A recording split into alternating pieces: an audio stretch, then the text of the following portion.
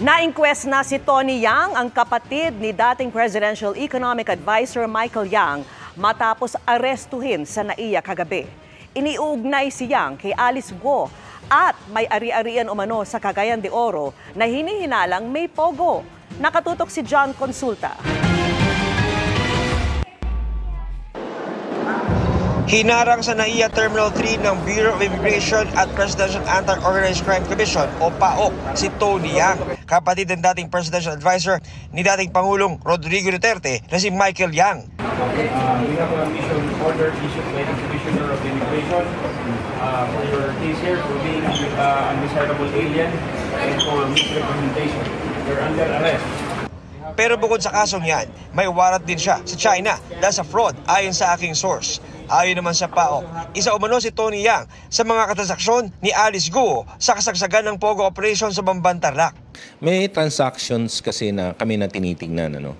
And yung transaction na yun, talagang nag-abot sila, hindi lang isa o dalawa, nag-abot sila dun sa mga transaction na yon, yung kay Alice Guo, yung Banban, tsaka yung grupo nitong si Tony Yang.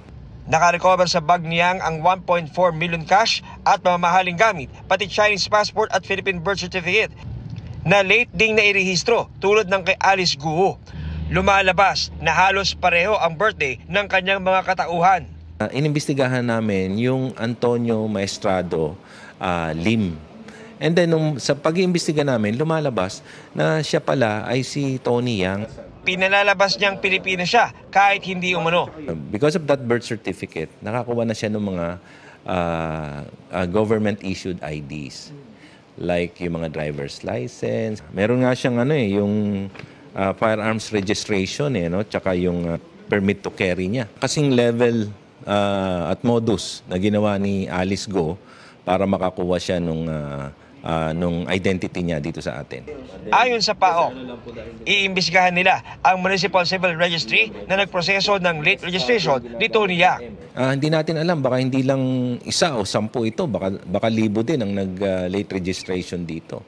Which is, ang iniisip namin, baka nakapag-establish na rin sila ng mga ganyang criminal activities. Ayon sa PAOC, tinututukan din nila ngayon ang 10 ektaryang property na ito umano ni Tony Yang sa Cagayan de Oro na may sariling port at hinihinalang may pogo sa loob. Nagpasok sila ng bigas from Vietnam. So, sinita yan. Kasi since sila ay nasa steel business, dapat steel lang talaga ang pwede nilang gawin at pwede nilang ipasok. Yung mga structure na nakita namin doon, yung initial intel report sa amin, talagang ginawa yun para sa Pogo. At marami nakikita mga foreign nationals doon sa loob. So siguro in the next few days baka